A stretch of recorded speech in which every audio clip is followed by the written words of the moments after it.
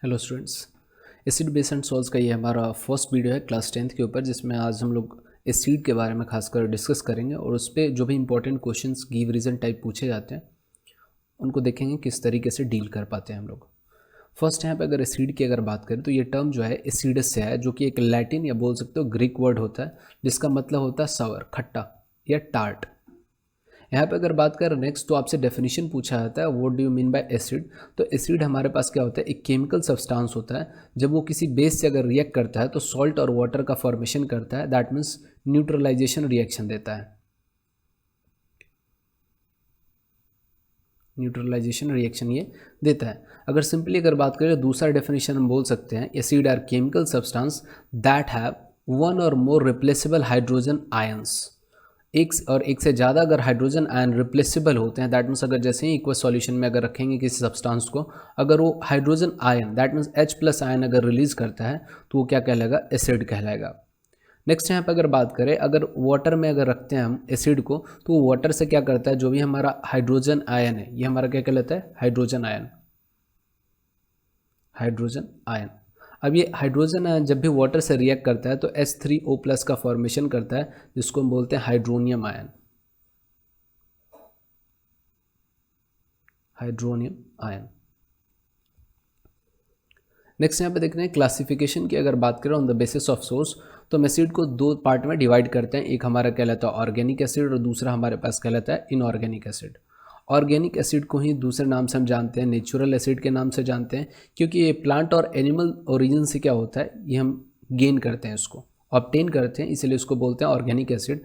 वहीं पे inorganic acid की अगर बात करें तो जो भी मिनरल अर्थ क्रस्ट से हमको मिलता है उसी मिनरल का इस्तेमाल करके हम इनऑर्गेनिक एसिड का प्रिपरेशन करते हैं, इसीलिए इसको बोला जाता है मिनरल एसिड। नेक्स्ट यहाँ पे अगर बात करें तो जो भी मिनरल एसिड होते हैं उनमें कभी भी आपको कार्बन एटम देखने को नहीं मिलेगा। ये काफ़ी इंपॉर्टेंट पॉइंट होता है ऑर्गेनिक और इनऑर्गेनिक एसिड को देखने का या फिर क्लासीफाई करने के पे क्वेश्चन पूछा जाता है कि इसमें से कौन सा ऑर्गेनिक है या इनऑर्गेनिक है। तो जिसमें कार्बन नहीं होगा वो हमारा इनऑर्गेनिक एसिड कहलाएगा, और जिसमें हमारा कार्बन प्रेजेंट है वो हमारा एसिड क्या कहलाएगा, ऑर्गेनिक एसिड कहलाएगा। ऑर्गेनिक एसिड में सबसे ज़्यादा इंपॉर्टेंट हमारे लिए एग्जाम परस्पेक्टिव से हो जाता है विनेगर। विनेगर में हमारा एसिटिक एसिड प्रेजेंट होता है। जितने भी साइट्रस फ्रूट होते हैं उसमें साइट्रिक एसिड प्रेजेंट रहता है। नेक्स्ट यहाँ पे अगर बात करें तो हमसे पूछा जाता है कि जो भी हमारा यूरिन होता है, यूरिन में कौन सा एसिड रहता है, तो यूरिक एसिड होता है। टोमेटो में कौन सा एसिड होता है, ऑक्जेलिक एसिड होता है। साथ साथ स्पिनिच की अगर बात करें तो स्पिनिच में भी हमारा क्या होता है, ऑक्जेलिक एसिड प्रेजेंट रहता है। नेक्स्ट यहाँ पे अगर बात कर ले इनऑर्गेनिक कुछ इंपॉर्टेंट एसिड्स की, तो हमारे पास आता है हाइड्रोक्लोरिक एसिड जिसका फॉर्मूला होता है HCl। नेक्स्ट यहाँ पे सल्फ्यूरिक एसिड की अगर बात करें तो सल्फ्यूरिक एसिड का फॉर्मूला होता है H2SO4। यहाँ पे इसको किंग ऑफ केमिकल्स बोला जाता है। किंग ऑफ केमिकल्स इसका इसलिए बोला जाता है क्योंकि मैक्सिमम जो इंडस्ट्रीज़ हैं वो सल्फ्यूरिक एसिड का इस्तेमाल करती हैं किसी न किसी प्रोडक्ट के प्रिपरेशन में, जिस कारण से किसी भी कंट्री में सल्फ्यूरिक एसिड का कंजम्पशन जो होता है बहुत ज़्यादा होता है और कहीं ना कहीं इकोनॉमी पे ये असर भी डालता है, तो इसीलिए किंग ऑफ केमिकल्स बोलते हैं इसको। नेक्स्ट यहाँ पे नाइट्रिक एसिड की अगर बात करें तो नाइट्रिक एसिड का हमारा फॉर्मूला होता है HNO3। फिजिकल प्रॉपर्टीज़ की अगर बात करें एसिड के कौन कौन से फिजिकल प्रॉपर्टीज़ होते हैं, तो सबसे पहले अगर टेस्ट की अगर बात करें तो टेस्ट जो होता है एसिड का क्या होता है, सॉवर होता है। वाटर में सॉल्युबिलिटी की अगर बात करें तो ये पानी में अच्छे से मिल जाते हैं, सॉल्युबल होते हैं वाटर में। वहीं पे अगर इलेक्ट्रिसिटी के कंडक्शन के बारे में बात करें, मतलब इलेक्ट्रिकल कंडक्टिविटी कैसा रहता है, अगर हम पानी एक्वस स्टेट में अगर बात करें तो एक्वस स्टेट में जैसे ही हम HCl को अगर डालेंगे, दैट मीन्स जैसे ही हम पानी में HCl को अगर डालेंगे तो जो भी हमारा HCl है ये टूट जाएगा, H+ आयन में टूटेगा और साथ साथ जो होगा Cl- आयन में टूट जाएगा। तो यहाँ पे आयंस का फॉर्मेशन हो गया। दैट मीन्स यही आयंस जो होंगे ना चार्ज की तरह एक्ट करेंगे, act as charge carrier. Charge carrier की तरह एक्ट करेंगे, इसका मतलब क्या है कि एसिड अगर एक्वस स्टेट में रहेगा तो वो इलेक्ट्रिसिटी को कंडक्ट करेगा। तो यहाँ पे देख पाओगे ये क्वेश्चन पूछा भी जाता है कि जो भी हमारा एसिड्स होते हैं, एक्वस एसिड्स होते हैं, वो गुड कंडक्टर ऑफ इलेक्ट्रिसिटी होता है। इसका रीज़न ये होता है कि जो एक्वस एसिड्स होते हैं उनमें क्या होता है, आयंस प्रेजेंट होते हैं। आयंस, कटायंस और अनायंस हमारा प्रेजेंट रहता है, जो किस तरह एक्ट करता है, एक्ट एज चार्ज कैरियर। और चार्ज कैरियर जो होता है वो कंडक्शन के लिए इंपॉर्टेंट होता है। नेक्स्ट प्रॉपर्टी की अगर बात करें तो जो भी एसिड्स होते हैं वो कलरलेस होते हैं। लेकिन सम टाइम की अगर बात करें, कभी कभी क्या होता है, कुछ एसिड में क्या होता है, इम्प्योरिटीज़ प्रेजेंट होने की वजह से उनका कलर में चेंज देखने को मिलता है। जैसे कि अगर बात कर ले सल्फ्यूरिक एसिड, सल्फ्यूरिक एसिड ऐसे अगर बात करें तो कलरलेस होता है, लेकिन अगर उसमें अगर कुछ इम्प्योरिटीज़ अगर आ जाता है तो उसका कलर चेंज होकर के कैसा हो जाता है, कलरलेस से येलोइश कलर का वो दिखने लगता है। नेक्स्ट यहाँ पे बात कर लेते हैं कोरोजिव नेचर का होता है। जो भी एसिड्स होते हैं वो कोरोजिव नेचर के होते हैं। कोरोजिव नेचर कहने का मतलब क्या होता है, एक तो ये कोरोजन के लिए रिस्पॉन्सिबल होते हैं, कोरोजन के लिए रिस्पॉन्सिबल होता है, और दूसरा क्या होता है, बर्न कर देते हैं, स्किन बर्न, स्किन बर्न कर देते हैं, या लेदर जो होता है उनको ये जला देता है। जिस लेदर पे गिरता है या फिर जिस भी मेटल सरफेस पे ये रहता है उस मेटल सरफेस को धीरे धीरे ये कोरोड करता है। तो इसका इसका यही आंसर होगा कि कोरोजिव नेचर इसको क्यों बोलते हैं एसिड का, क्योंकि ये कोरोजन के लिए रिस्पॉन्सिबल होता है और जो भी हमारा स्किन बर्न होता है उसके लिए रिस्पॉन्सिबल होता है। स्किन बर्न कहने का मतलब अगर एसिड अगर हमारे हाथ पे गिर जाए या फिर बॉडी के किसी भी पार्ट पे गिर जाता है तो वहाँ का स्किन जो होता है ये क्या कर देता है, बर्न कर देता है बुरी तरीके से। इसी कारण से हम क्या बोलते हैं, acids are corrosive in nature. Next यहाँ पे अगर बात करें तो एसिड जो होते हैं क्रिस्टल के फॉर्म में भी एग्जिस्ट करते हैं। एसिड जो होते हैं क्रिस्टल के फॉर्म में एग्जिस्ट करते हैं। लाइक यहाँ पे अगर बात कर ले बेंजोइक एसिड और ऑक्जेलिक एसिड की, तो दोनों व्हाइट कलर के ही होते हैं और क्रिस्टल के फॉर्म में होते हैं। इनके फिगर्स आप देख पाओगे, व्हाइट पाउडर के फॉर्म में होता है, जैसे क्रिस्टल के फॉर्म में होता है इसको पाउडर के फॉर्म में कन्वर्ट हम कर लेते हैं यूज़ के पर्पस के लिए। तो दोनों ही एसिड का आप देख पाओगे। क्रिस्टलाइन स्टेट की अगर बात करें तो इनके पास कलर होते हैं। नेक्स्ट फिजिकल प्रॉपर्टीज़ की अगर बात करें तो इंडिकेटर्स के साथ ये कैसा बिहेव रखते हैं। तो अगर ब्लू लिटमस अगर हमारे पास है तो एसिड अगर ब्लू लिटमस के साथ ऊपर अगर हम रखते हैं तो ब्लू से जो लिटमस पेपर होता है रेड में कन्वर्ट हो जाता है। वहीं मिथाइल ऑरेंज की अगर बात करें तो मिथाइल ऑरेंज का ओरिजिनल जो कलर होता है ये ऑरेंज कलर का होता है, लेकिन जैसे ही इसमें अगर एसिड अगर हम ऐड कर देंगे तो एसिड ऐड करने पर इसका कलर कैसा हो जाएगा, रेड हो जाएगा।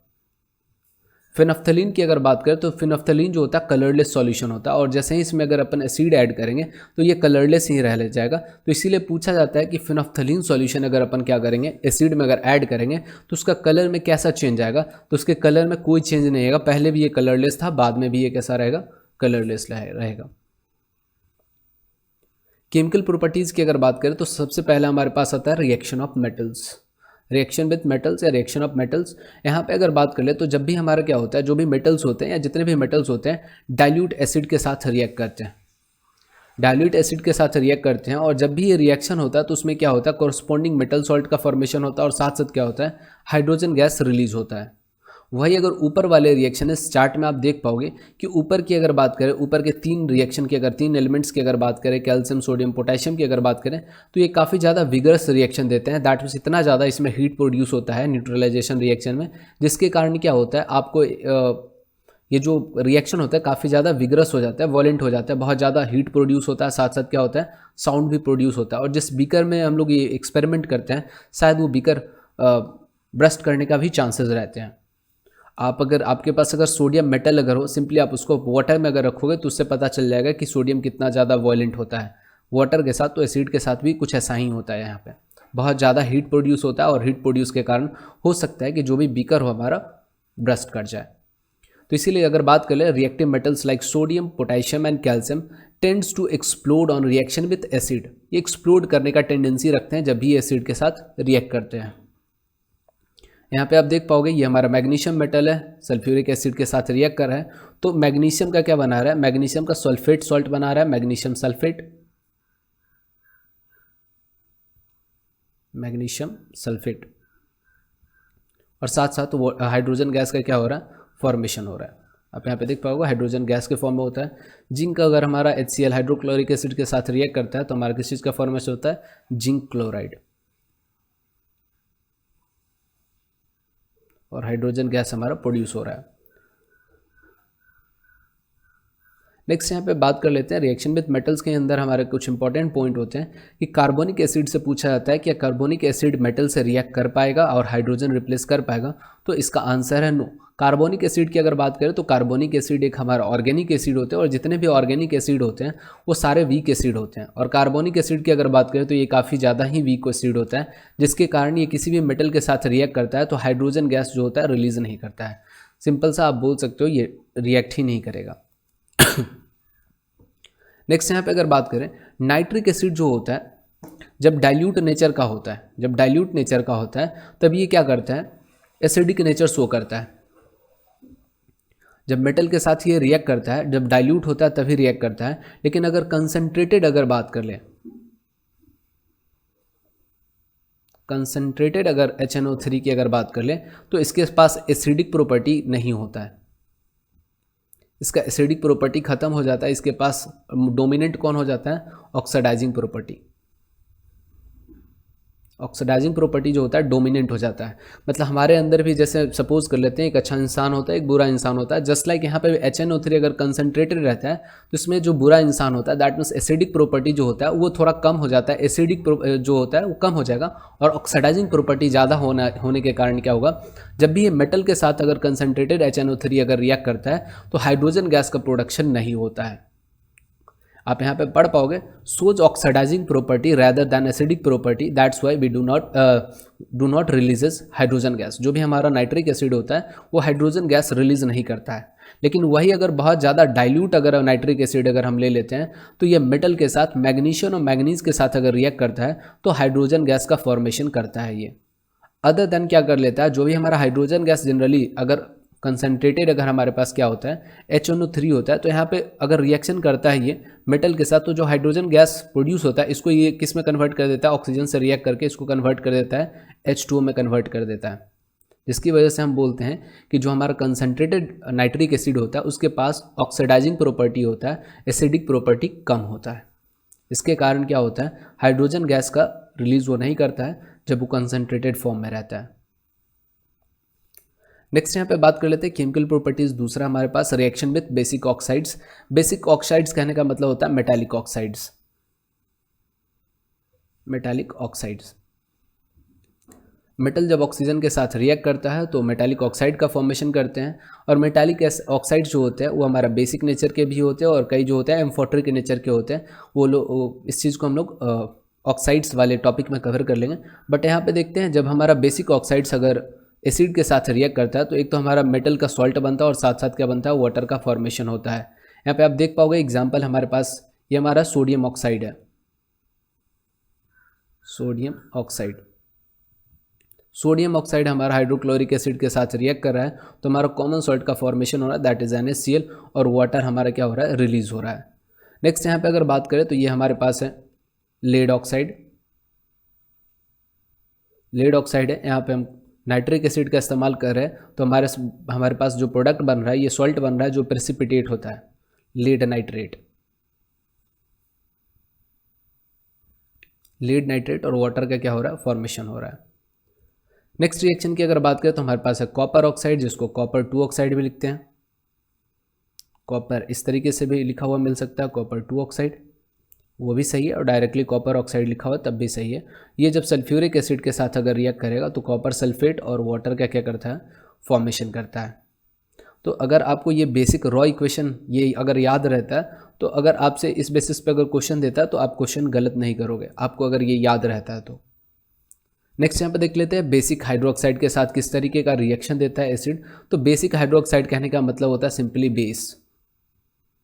बेस होते हैं और बेस जो होते हैं हमारे दो तरीके के होते हैं, एक वाटर सोल्यूबल होते हैं और वाटर इनसोल्यूबल होते हैं।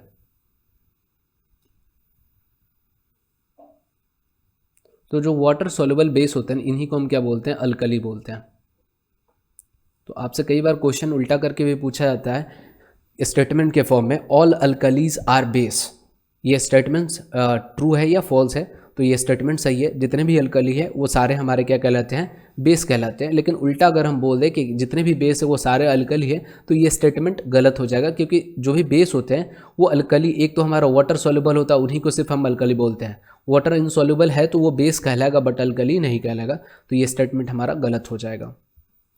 फर्स्ट यहाँ पे देखते हैं कि बेसिक हाइड्रोक्साइड के साथ अगर एसिड अगर हमारा रिएक्ट करेगा तो सॉल्ट और वाटर का यहाँ पे भी क्या होता है, फॉर्मेशन होता है। और इसको ये जो रिएक्शन होता है इसको हम क्या बोलते हैं, न्यूट्रलाइजेशन रिएक्शन।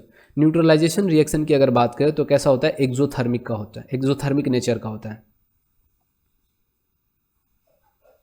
एक्सोथर्मिक नेचर का होता है। एक्सोथर्मिक नेचर कहने का मतलब हीट जो होगा इन्वायरमेंट में रिलीज होगा। जिस भी बीकर में हम ये रिएक्शन करवा रहे होंगे उस बीकर का टेम्परेचर ऑटोमेटिक बहुत ज़्यादा बढ़ जाता है। इसके एग्जांपल्स की अगर बात करें तो आप देख पाओगे यहाँ पे ये हमारा सोडियम हाइड्रोक्साइड है और ये हमारा हाइड्रोक्लोरिक एसिड के साथ रिएक्ट कर रहा है, तो हमारा सोडियम क्लोराइड का ये प्रिपरेशन कर रहा है और साथ साथ वाटर भी यहाँ पे रिलीज हो रहा है। नेक्स्ट यहाँ पे हमारा पोटेशियम हाइड्रोक्साइड, ये कार्बोनिक एसिड जो कि वीक एसिड है, इसके साथ अगर रिएक्ट करेगा तो किस चीज़ का फॉर्मेशन करता है, पोटेशियम कार्बोनेट, पोटेशियम कार्बोनेट का फॉर्मेशन करता है, साथ साथ वाटर का ये फॉर्मेशन करता है। नेक्स्ट रिएक्शन की अगर बात करें तो ये हमारे पास आता है, इसको बोलते हैं अमोनियम हाइड्रोक्साइड, अमोनियम हाइड्रोक्साइड।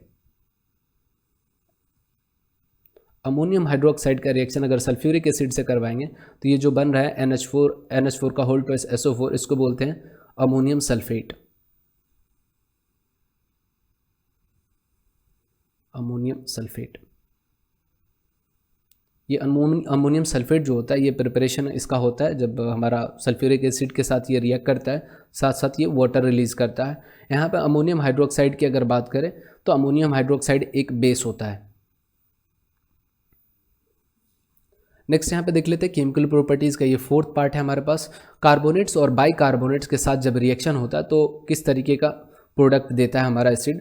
तो सबसे पहले समझते हैं, अगर किसी भी कंपाउंड में आपको CO3 अगर दिखता है तो इसका मतलब CO3 2- दिखेगा या CO3 सिंपल सा अगर लिखा हुआ मिलता है, दैट मीन्स वो क्या कहलाता है, कार्बोनेट कहलाता है। लेकिन अगर HCO3 आपको कंपाउंड में दिख रहा है, देखने को मिल रहा है उसके मॉलिक्यूलर फॉर्मूले में, दैट मीन्स वो क्या कहलाएगा, बाइकार्बोनेट कहलाएगा।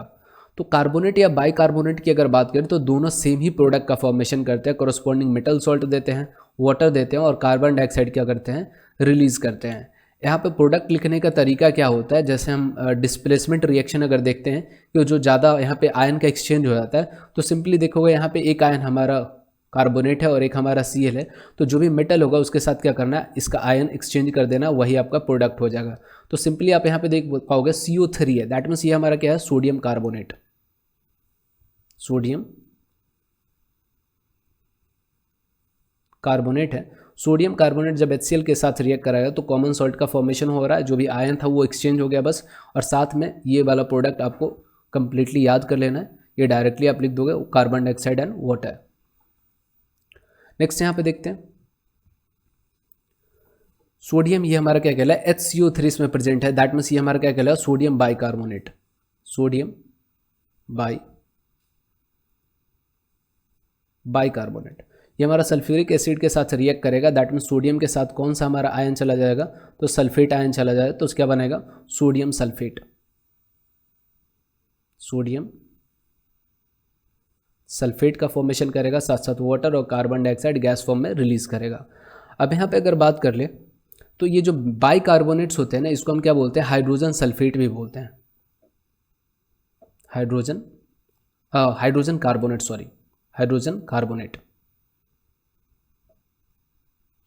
इसको अपन क्या बोलते हैं, हाइड्रोजन कार्बोनेट भी बोलते हैं। तो यहाँ पे सोडियम कार्बोनेट है, इसको हम ये भी बोल सकते हैं सोडियम हाइड्रोजन कार्बोनेट भी बोल सकते हैं, सोडियम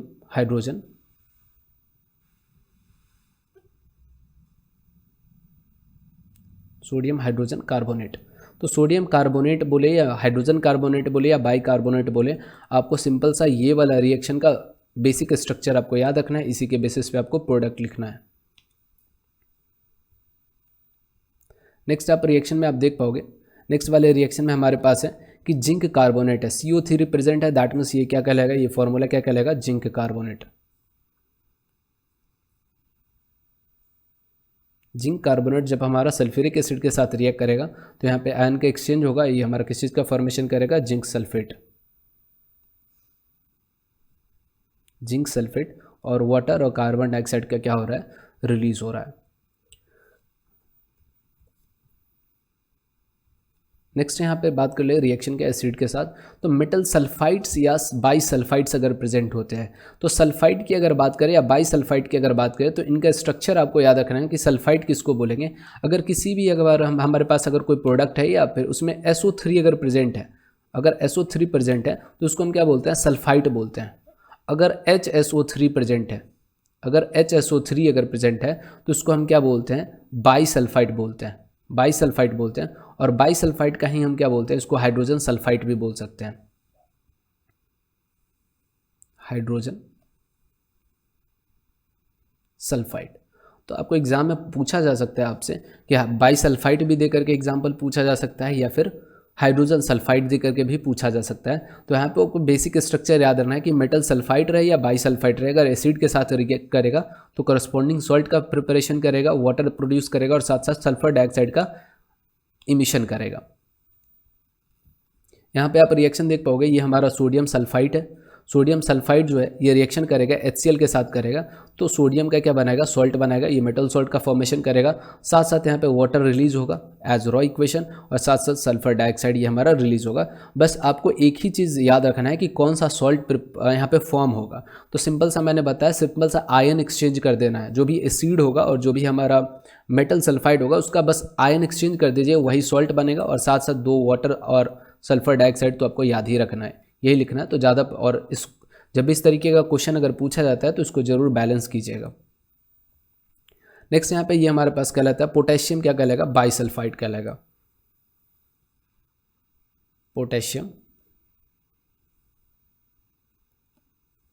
बाईसल्फाइड, क्योंकि यहाँ पे क्या प्रेजेंट है, HSO3 प्रेजेंट है। तो सोडियम पोटेशियम बाईसल्फाइड अगर HNO3 के साथ अगर रिएक्ट करेगा तो किसी का फॉर्मेशन करेगा, potassium nitrate, potassium nitrate. Potassium nitrate water और सल्फर डाइऑक्साइड गैस का क्या करेगा, इमिशन करेगा।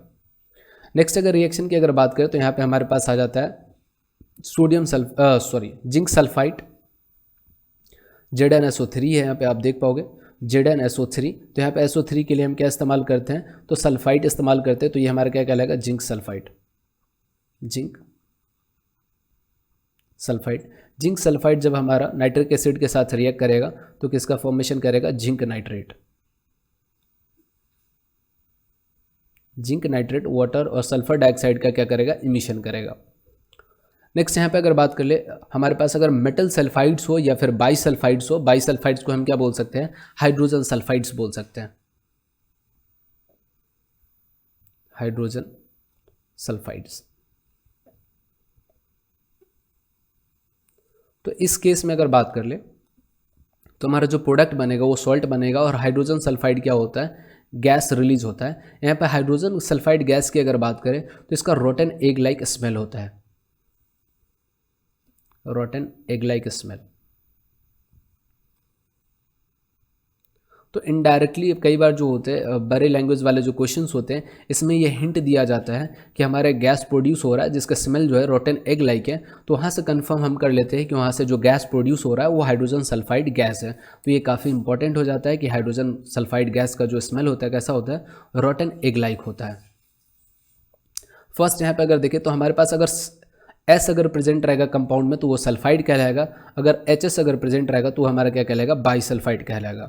जैसे आप देख पाओगे यहाँ पे मैग्नीशियम के साथ सिर्फ S लगा है तो इसको हम क्या बोलेंगे, मैग्नीशियम सल्फाइड,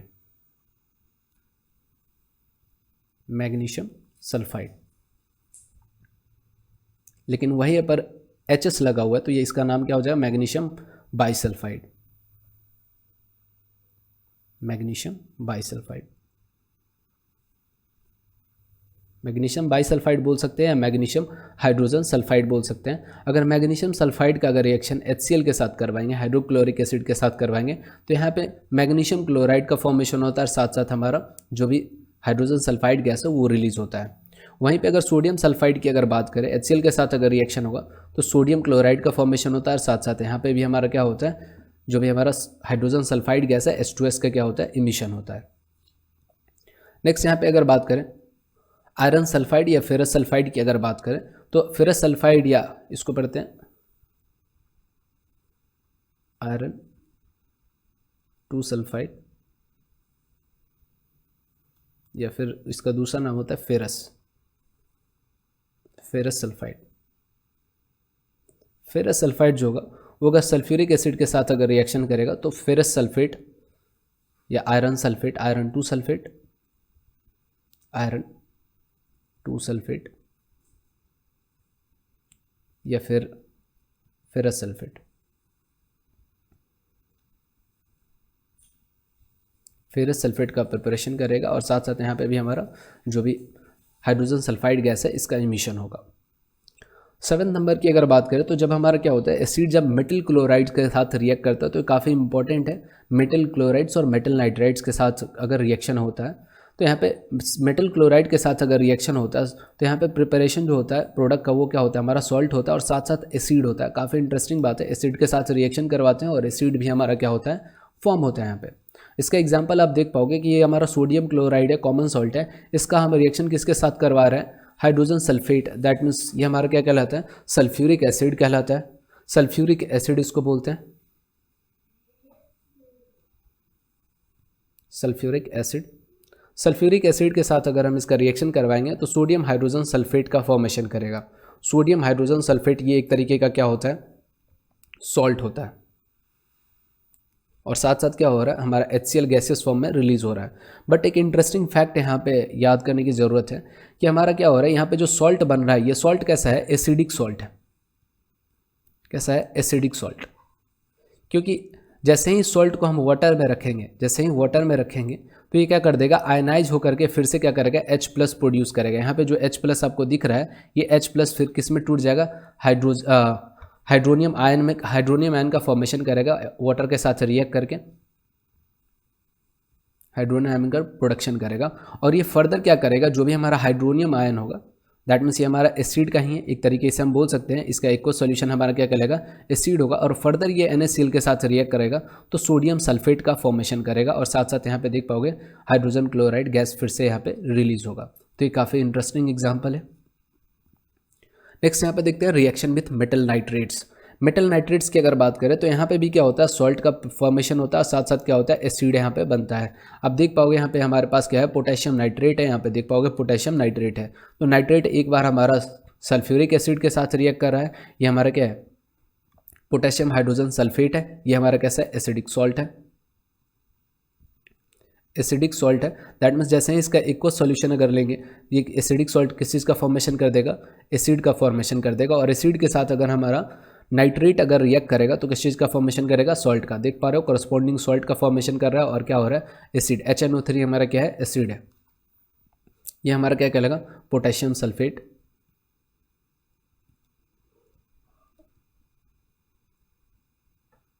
यहाँ पे अगर बात करें तो ये हमारा क्या कहलाएगा, पोटेशियम हाइड्रोजन सल्फेट।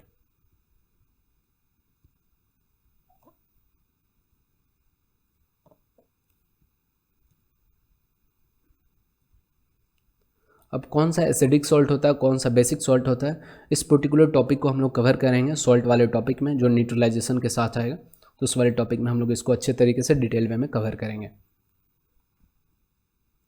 नेक्स्ट यहाँ पे आपके लिए क्वेश्चन है, यहाँ पे सबसे पहला क्वेश्चन पूछा गया है, crystalline acids are good conductor of electric current. जो भी क्रिस्टलाइन एसिड्स होते हैं, दैट मीन्स मैंने अभी आपको बताया कुछ एसिड्स जो होते हैं क्रिस्टलाइन स्टेट में मिलते हैं अपने को, तो क्रिस्टलाइन स्टेट में होंगे तो वो क्या गुड कंडक्टर होंगे एसिड के। इसका आंसर येस होगा या नो होगा, इसका सही आंसर होगा नो। क्योंकि अगर हमारा होता है क्रिस्टलाइन अगर स्टेट में होगा, क्रिस्टलाइन अगर स्टेट में होगा तो जो भी एसिड होंगे उनके पास क्या होगा, आयंस नहीं होंगे। अगर आयंस नहीं होंगे तो इलेक्ट्रिक करंट कौन पास कराएगा, कोई पास कराने वाला नहीं होगा। तो इसका आंसर क्या हो जाएगा, नो हो जाएगा। इसका लैंग्वेज इस तरीके से लिखिएगा, देखिए यहाँ पे, because in crystalline acid do not contains ions, that's why they do not conduct electricity in solid state और क्रिस्टलाइन स्टेट।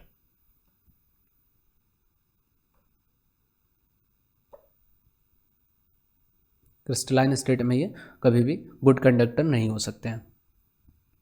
नेक्स्ट क्वेश्चन यहाँ पे पूछा गया, are all compounds containing hydrogen are acid. जितने भी कंपाउंड्स हमारे पास है जिनमें हाइड्रोजन प्रेजेंट है, क्या सारे एसिड कहलाएंगे। इसका आंसर क्या होगा, तो इसका आंसर होगा नो। क्योंकि बहुत सारे हमारे पास ऐसे कंपाउंड्स हैं जिनके पास हाइड्रोजन तो है लेकिन वो एसिड नहीं है। क्योंकि हम लोगों ने पढ़ा है एसिड का डेफिनेशन क्या है, जिनके पास रिप्लेसेबल हाइड्रोजन एटम होते हैं,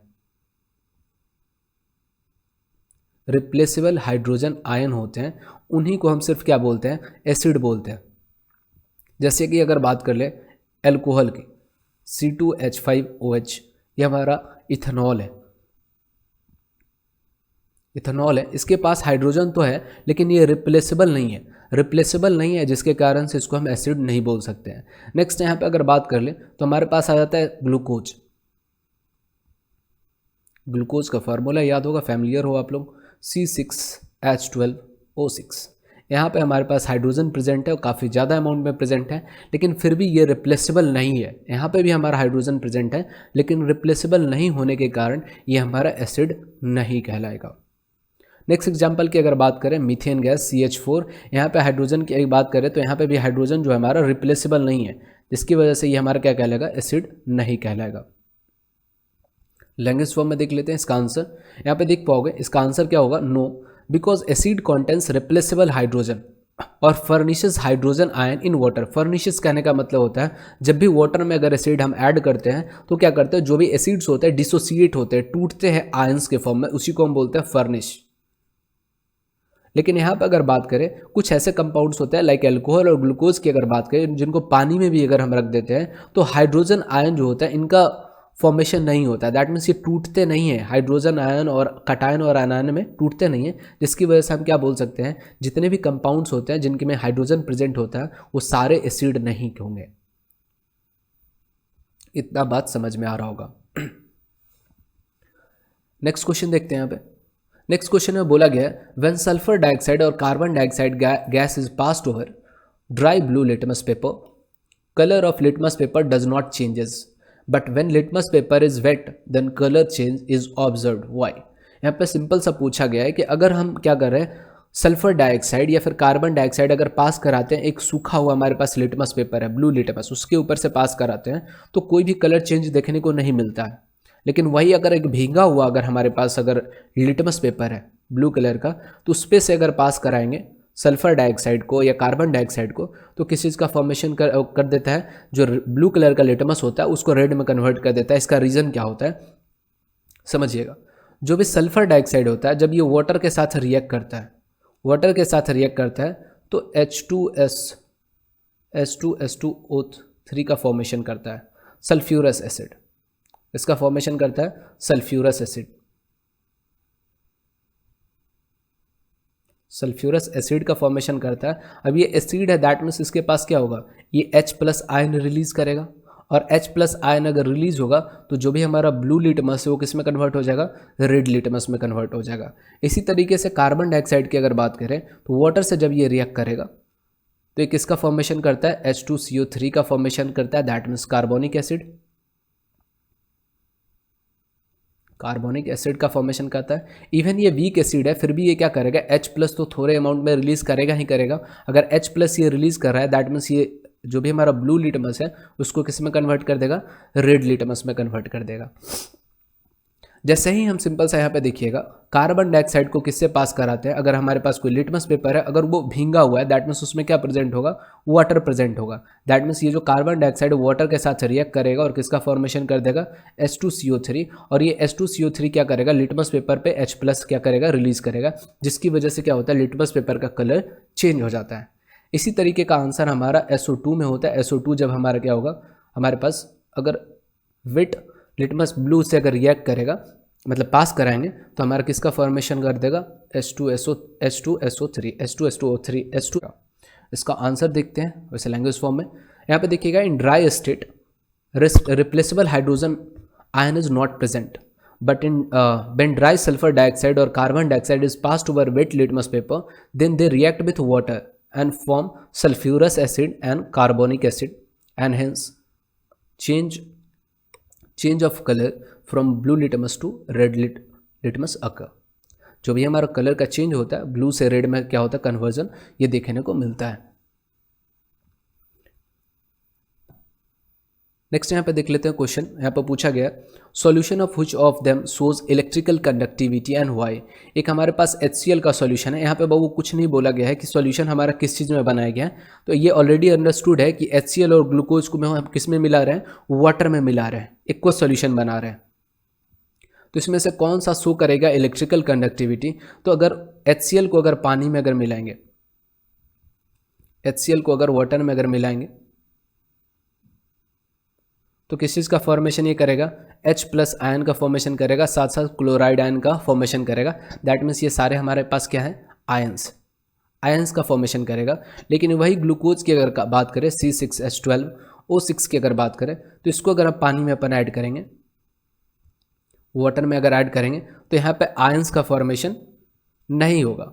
तो जो आयंस होते हैं वो रिस्पॉन्सिबल होते हैं इलेक्ट्रिकल कंडक्टिविटी के लिए। दैट्स वाई इसमें से कौन इलेक्ट्रिकल कंडक्टिविटी शो करेगा, तो HCl इलेक्ट्रिकल कंडक्टिविटी शो करेगा, लेकिन ग्लूकोज हमारा इलेक्ट्रिकल कंडक्टिविटी शो नहीं करेगा, क्योंकि ग्लूकोज के पास कोई भी आयन फॉर्म करने का जो टेंडेंसी होता है वो नहीं होता है, लेकिन HCl के पास है।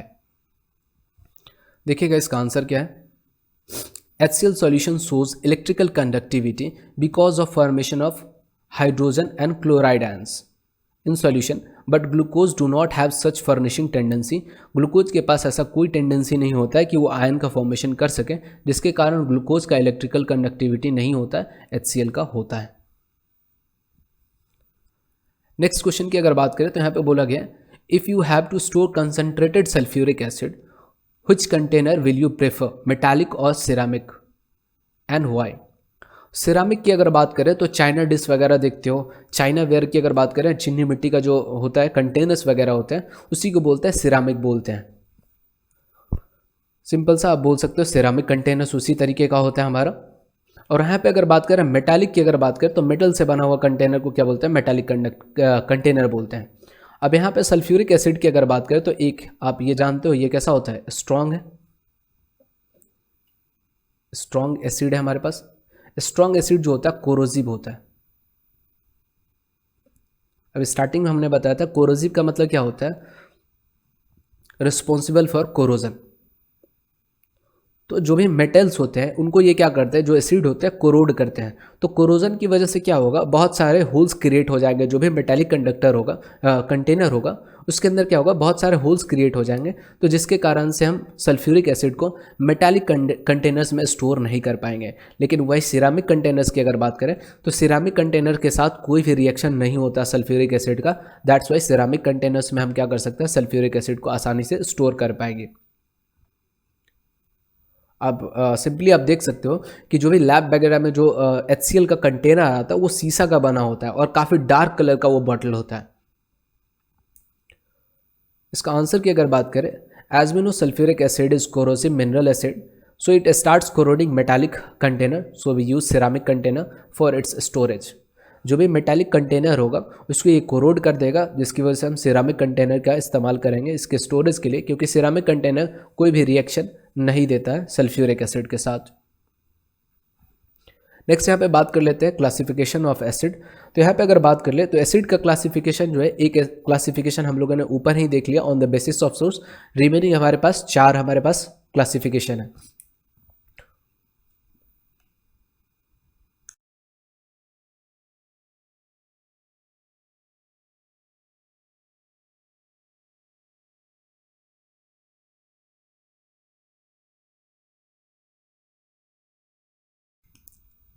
नेक्स्ट है हमारे पास क्लासिफिकेशन ऑफ एसिड। क्लासिफिकेशन की अगर बात करें तो फर्स्ट क्लासिफिकेशन हम लोगों ने स्टार्टिंग में ही देख लिया on the basis of source.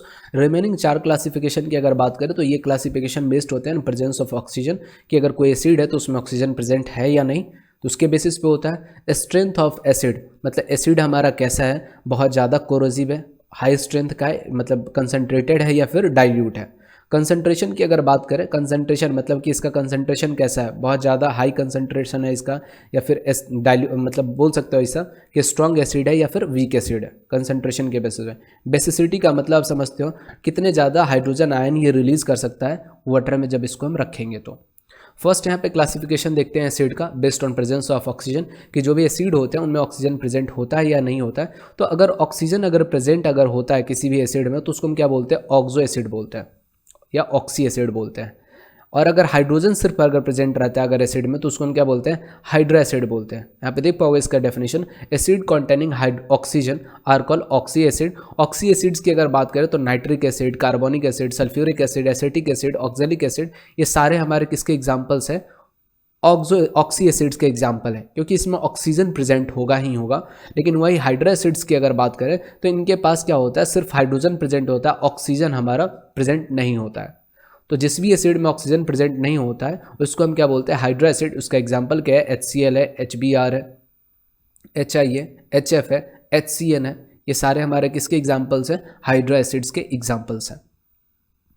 कुछ क्वेश्चन है हमारे पास, इसमें डिफरेंशिएट करना है, क्लासीफाई करना है, इसमें से कौन कौन से हमारे पास ऑक्सो एसिड्स है और कौन से हमारा हाइड्रो एसिड्स है। तो जिनके पास आपको ऑक्सीजन दिख रहा है, यहाँ पे HClO दिख रहा है, HClO2 दिख रहा है, HClO3 दिख रहा है, HClO4 दिख रहा है, ये सारे हमारा क्या है, ऑक्सो एसिड्स है। ये सारे हमारे जिसके पास आपको ऑक्सीजन दिख रहा है वो सारे क्या कहलाएंगे, ऑक्सो एसिड्स कहलाएंगे। यहीं पे अगर बात करें तो ये हमारा क्या कहलाएगा, हाइड्रो एसिड्स कहलाएगा। HI की अगर बात करें तो HI मतलब क्या होता है, हाइड्रोजन आयोडाइड या फिर आयोडिक एसिड बोल सकते हैं। यहाँ पे HF की अगर बात करें तो हाइड्रोजन फ्लोराइड, ये हमारा क्या होता है, एसिड होता है। यहाँ पे अगर बात करें तो ये भी हमारा क्या है, हाइड्रिक एसिड है यहाँ पे। नेक्स्ट यहाँ पे H3PO4 की अगर बात करें तो उसको बोलते हैं फॉस्फोरिक एसिड बोलते हैं, और फॉस्फोरिक एसिड में हमारा ऑक्सीजन प्रेजेंट है तो ये हमारा क्या है, ऑक्सी एसिड है। HCN की अगर बात करें तो ये हमारा क्या है, हाइड्रिक एसिड है। इसमें सिर्फ हाइड्रोजन प्रेजेंट है, कहीं पे ऑक्सीजन प्रेजेंट नहीं है। H2SO3 की अगर बात करें तो इसको बोलते हैं सल्फ्यूरस एसिड की अगर बात करें तो सल्फ्यूरस एसिड में हमारा क्या प्रेजेंट है, हमारा ऑक्सीजन प्रेजेंट है, तो इसको हम क्या बोलेंगे, ऑक्सो एसिड बोलेंगे। नेक्स्ट यहाँ पे कुछ देख लीजिएगा, कुछ इंपॉर्टेंट हमारे पास कंपाउंड्स के नेम है। अगर HClO रहता है तो उसका नाम क्या होता है, हाइपोक्लोरस एसिड बोलते हैं। जब एक ऑक्सीजन रहता है तो हाइपोक्लोरस एसिड, अगर दो ऑक्सीजन अगर हो जाता है तो इसको बोलते हैं क्लोरस एसिड सिंपल। अगर 3 हो जाता है तो उसको बोलते हैं क्लोरिक। अगर 4 अगर ऑक्सीजन अगर एटम हो जाता है तो उसको बोलते हैं पर क्लोरिक एसिड। और H2SO3 की अगर बात करें तो उसको बोलते हैं सल्फ्यूरस एसिड। जब सल्फर डाइऑक्साइड रिएक्ट करता है किसके साथ, वाटर के साथ अगर रिएक्ट करता है तो किस चीज़ का फॉर्मेशन होता है, H2SO3 का फॉर्मेशन होता है, इसी को हम बोलते हैं सल्फ्यूरस एसिड। नेक्स्ट आगे बढ़ते हैं। नेक्स्ट क्लासिफिकेशन है हमारा based on strength of acid. Acid का स्ट्रेंथ कैसा है, तो अगर स्ट्रेंथ की अगर बात करें तो स्ट्रेंथ कौन डिसाइड करता है कि हमारे पास हाइड्रोजन आयन का कंसंट्रेशन ज़्यादा है या कम है। हाइड्रोजन कंसंट्रेशन कहने का मतलब होता है नंबर्स। अगर किसी भी पर्टिकुलर सॉल्यूशन में हाइड्रोजन आयन का नंबर अगर ज़्यादा होगा तो वह हमारा स्ट्रॉन्गर एसिड कहलाएगा। अगर किसी पर्टिकुलर फिक्स सॉल्यूशन में अगर नंबर ऑफ हाइड्रोजन आयन का अगर नंबर अगर कम रहेगा तो उसको हम बोलेंगे weak acid. Strength is decided on the basis of extent of hydrogen ion release. कितना ज़्यादा, कितना नंबर में हमारा हाइड्रोजन आयन रिलीज होता है, उसी बेसिस पे हम क्या करते हैं, स्ट्रेंथ डिसाइड करते हैं। तो जो भी स्ट्रॉन्ग एसिड होते हैं उनमें क्या होता है, डिसोसिएशन, दैट मीन्स जो भी HCl होते हैं कंप्लीटली टूट जाता है, जो भी एसिड्स होते हैं कंप्लीटली टूट जाता है। जैसे यहाँ पे एग्जांपल आप देख पाओगे, ये हमारा हाइड्रोक्लोरिक एसिड है। जैसे ही इसको पानी में हम लोग डालेंगे तो 100% जितने, अगर सपोज कर लेते हैं अगर हमारे पास 10 HCl के अगर हमारे पास मॉलिक्यूल होते हैं तो हमारे पास 10 H+ आयन का फॉर्मेशन होता है और 10 हमारे पास Cl- आयन का फॉर्मेशन होता है। तो इसको अपन क्या बोलते हैं, कंप्लीट आयनाइजेशन बोलते हैं या फिर 100% डिसोसिएशन बोलते हैं। तो स्ट्रॉन्ग एसिड होता है उनमें क्या होता है, कंप्लीटली डिसोसिएट कर जाता है हमारे पास कटायंस और आनायंस में। और जो भी स्ट्रॉन्ग एसिड है उनका एग्जांपल हमारे पास है hydrochloric acid, hydrobromic acid, nitric acid, sulphuric acid, ये सारे हमारे पास क्या है, स्ट्रॉन्ग एसिड्स कहलाते हैं। वही अगर वीक एसिड की अगर बात करें तो यहाँ पे पार्शियल डिसोसिएशन होता है। सपोज कर लेते हैं अगर हमारे पास 10 मॉलिक्यूल है, CH3COH, इसको बोलते हैं एसिटिक एसिड। तो इसमें से क्या होगा, अगर जैसे ही इसका आयोनाइजेशन होगा तो 8 हमारे पास क्या होगा, H+ प्रोड्यूस हो जाएगा और 8 हमारे पास क्या होगा, CH3COO- हमारे पास क्या होगा, प्रोड्यूस होगा।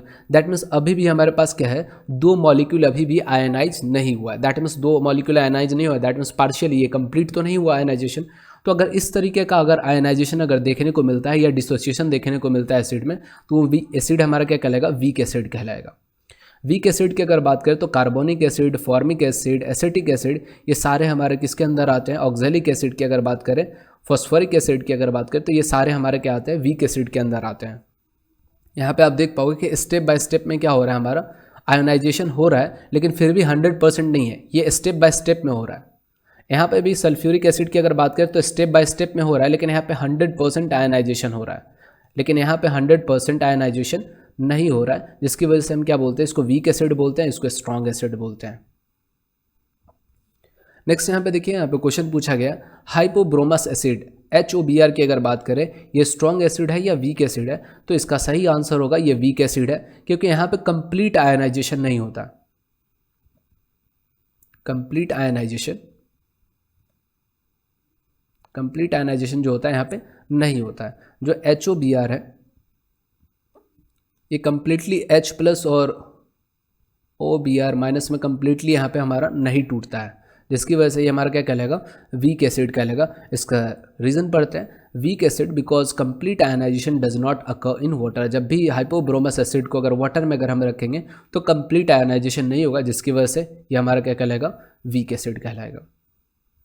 नेक्स्ट यहाँ पे अगर बात करें classification of acid on the basis of concentration, तो कंसंट्रेशन के बेसिस पे हमारा क्या आता है, कंसंट्रेटेड एसिड आता है और डाइल्यूट एसिड आता है। तो ये हमारा क्या होता है, रिलेटिव टर्म होता है। कंसंट्रेटेड और डाइल्यूट का मतलब समझते हैं। सपोज कर लेते हैं हमारे पास दो बीकर है,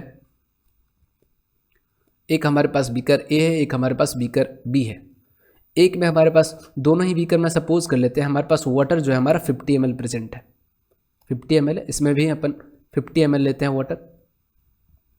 लेकिन हम यहाँ पे सल्फ्यूरिक एसिड H2SO4 का जो है एडिशन करेंगे, बीकर ए में करेंगे हम 20 ml कर देंगे और बीकर बी में कितना कर देंगे, 25 ml कर देंगे H2SO4 का एडिशन। तो किस में ज़्यादा एसिड है, जिसमें ज़्यादा एसिड होगा वो हमारा क्या कहलाएगा, कंसनट्रेटेड। तो ये जो बी वाला कंटेनर है ये हमारा क्या कहलाएगा, कंसनट्रेटेड, कंसनट्रेटेड एसिड कहलाएगा। और यहाँ पे अगर बात करें ए वाला जो कंटेनर है इसमें एसिड कम होने की वजह से ये हमारा क्या कहलाएगा, डाइल्यूट कहलाएगा। आप ऐसा भी बोल सकते हो जिसमें पानी अगर ज़्यादा रहेगा एसिड कम रहेगा। अगर दो अगर हमारे पास कंटेनर है, एक में अगर पानी अगर कम रहता है इन रिलेटिव टू जो भी हमारा एसिड होगा उसको हम क्या बोलेंगे, कंसनट्रेटेड बोलेंगे। और जिसमें एसिड के मुकाबले पानी अगर ज़्यादा रहेगा कंपैरिजन पे तो हमारा क्या कहलाएगा, डाइल्यूट कहलाएगा।